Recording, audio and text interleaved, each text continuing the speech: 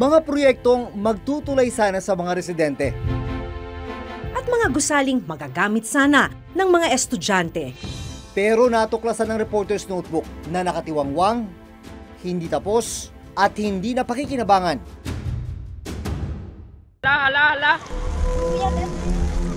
Sa kabila ng malakas na agos ng tubig sa ilog na ito.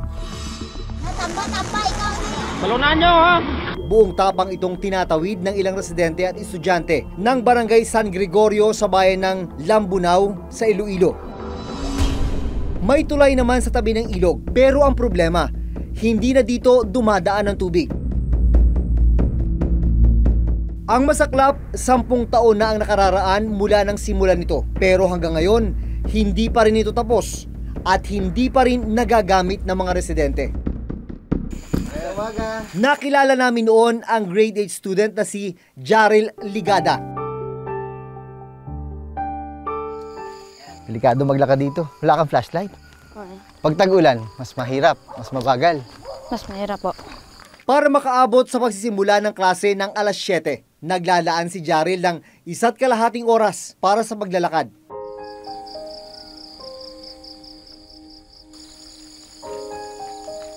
Maliban sa lubak sa kalsada, isang nakatenggang tulay ang aming nadaanan.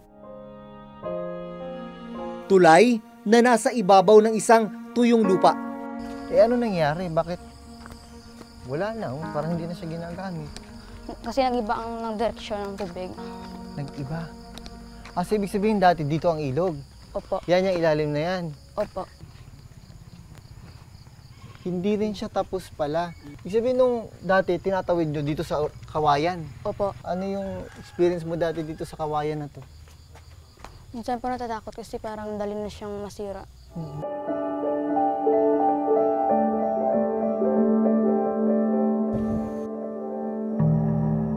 Ayon sa kapitan ng Barangay San Gregorio, taong 2008 pa nang simula ng pagtatayo ng tulay. Pero patigil-tigil daw ang paggawa nito. Budget namin, sabi ng engineer, hindi kasya ng 2.2 yung patapos yung tulay. Kasi steel plate, ma'am. Sana kung natapos, malaking tulong sa amin dito sa San Gregorio. Ilang metro lang ang layo mula sa hindi natapos na tulay.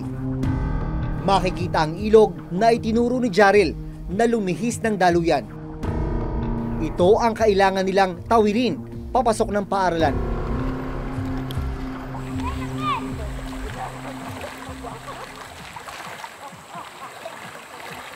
Pero dumarating sa punto ba na hindi kayo nakakapasok dahil sobrang laki ng tubig dito sa ilog? Opo.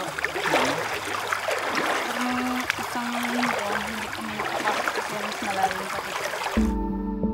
Ayon sa kasalukuyang alkalde ng bayan ng Lambunao, ang pagkalihis ng tubig sa ilog ang isa sa mga dahilan kaya nahinto ang konstruksyon ng tulay. Ang kanyang ama na dating alkalde ng Lambunao ang siyang nagpatayo ng tulay. Sa information based sa municipal engineer, naitayo yung bridge 10 years ago, noong 2008.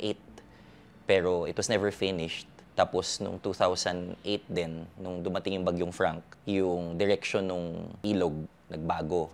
So, andun na siya ngayon sa tabi ng original na bridge. Kaya, in part, it rendered the original bridge useless. Inalam namin kung magkano ang ginastos para sa pagtatayo ng nakatenggang tulay sa San Gregorio. Pero sa text message na aming natanggap mula sa alkalde ng Lambunao, hindi pa mahanap ang lumang file ng tulay.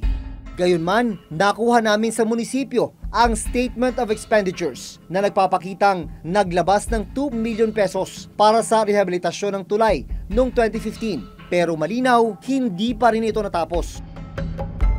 Noong Enero, naglaan ng pondong 600,000 pesos ang probinsya para sa pagpapatuloy ng konstruksyon ng tulay. Posible raw kasi na muli itong maging daluyan ng ilog. 2 proyekto pa ang nakaplanong itayo sa ibabaw ng ilog sa San Gregorio, patawid sa kabilang barangay ng Kaningwan. They requested for the construction of a hanging bridge. And then they have another option, the overflow project. No? These are put in different locations, not in the same spot. Sa mga larawang ipinadala sa amin ng ilang residente ng Lambunao, makikitang natapos na ang konstruksyon ng binisita naming tulay. Bumalik na rin ang ilog sa dati nitong daanan. Kaya malaking tulong na ngayon ang tulay para sa mga residente. Ang hanging bridge natin, hindi pa yan na-implement natin at saka pinuposto pa ng LGU Lambunaw ngayon na ma-approve yan. Sa ngayong ng Kalahi, waiting pa tayo for approval and release of budget.